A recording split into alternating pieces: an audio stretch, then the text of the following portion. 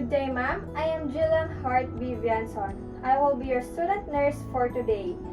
Before we do that procedure, verify the doctor's order and the type of compress that we needed. We have hot compress and cold compress.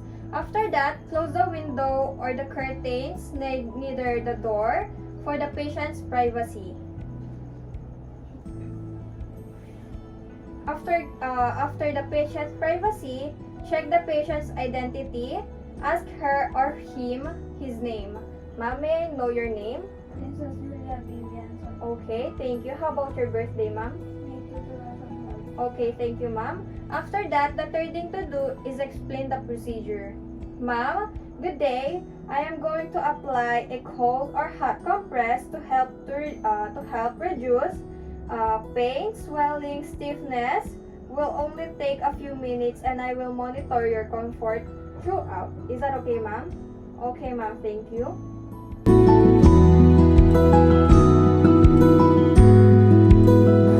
Before we start the procedure, we need to gather all the equipments that we need. We have here alcohol, clean gloves, basin with warm water, thermometer, clean towels, and the underpad waterproof.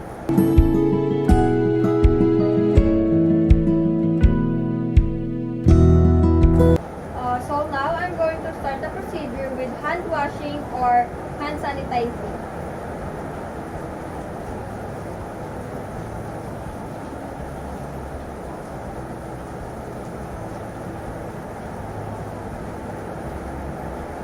And now, apply gloves, clean gloves.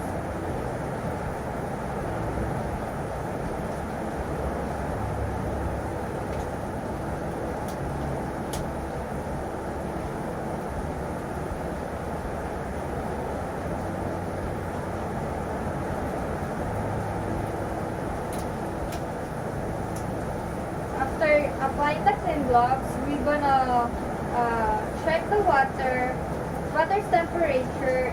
Make sure that it's 37 to 40 degrees, warm enough but not too hot. Okay? I'm going to use thermometer to check the water's temperature. Okay? It's already warm. So now, apply gently the waterproof underpad to the patient's arm. Soak the towel on a warm water gently.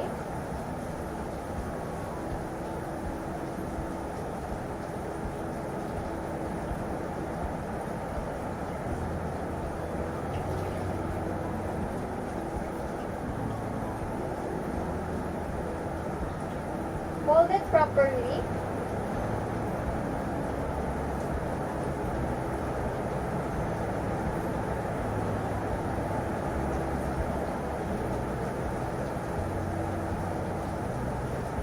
And then after that, apply to the patient's affected area of the skin. Ask the patient if it is too hot or uncomfortable. Ma'am, it is too hot or uncomfortable? Okay, ma'am. Thank you. And then let it sit for 15 to 20 minutes. Check it every 5 minutes for redness and pain.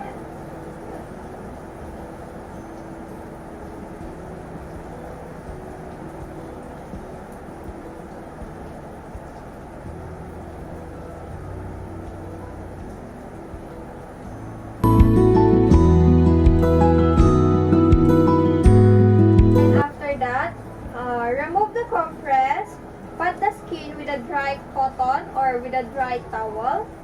Get a new towel.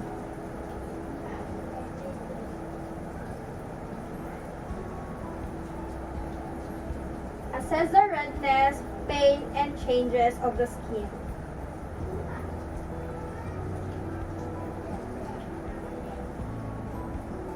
After that, dispose all the equipments or the materials that we use to the patient for hot compress.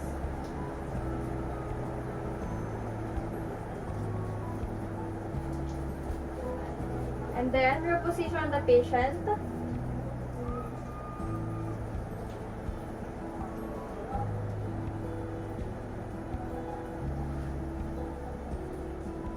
And then after position the patient, remove clean gloves.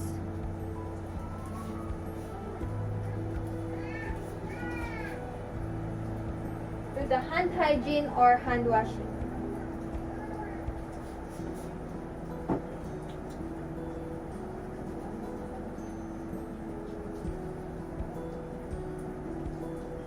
Document the procedure or the findings of the patient. That's all for the procedure of the hot compress.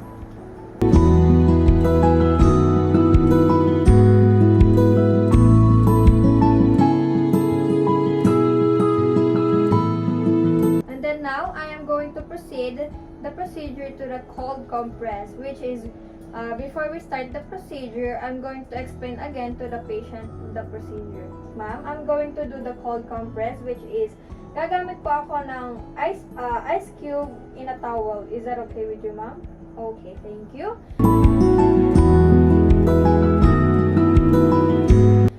Before we start the procedure, don't forget to do hand wash or hand sanitizing.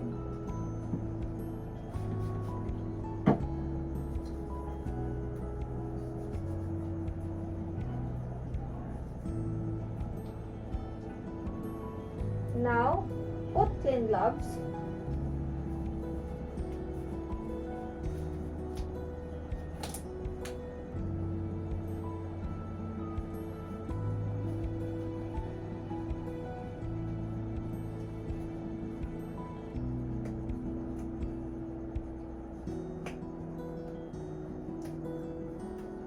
And then after putting a clean gloves, prepare all the materials that we needed.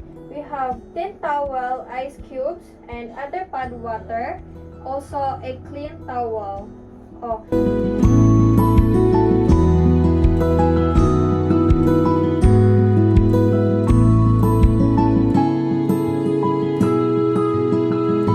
Before we start the procedure, cover ice cubes in a thin towel.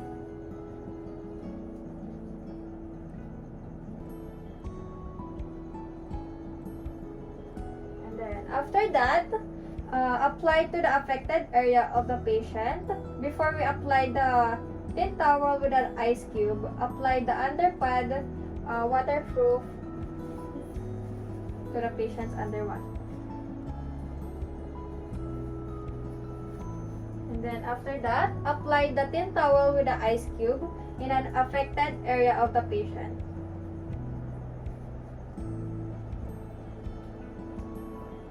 Ask the patient if it is too cold or painful to her skin. Ma'am, painful po ba or malamig? Okay, thank you. Let it sit for 15 to 20 minutes.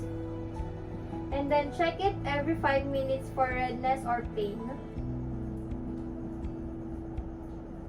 Okay, let's assume that 15 to 20 minutes is done. Remove the cold compress if it is there's numb or stiff on his or her skin.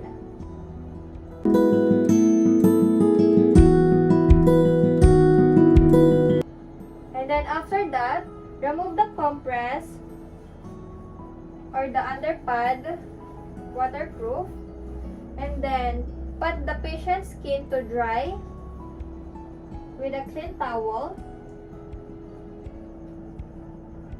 And then assess for redness, pain, and changes of the skin of the patient. Now, reposition the patient after doing the procedure.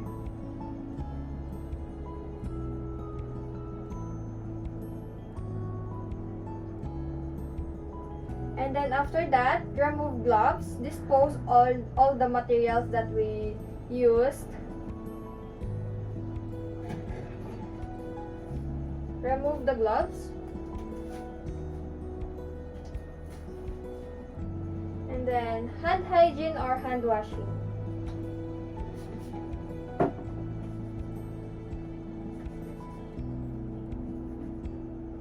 After that, document the procedure or the findings of the patient. That's all for the cold compress.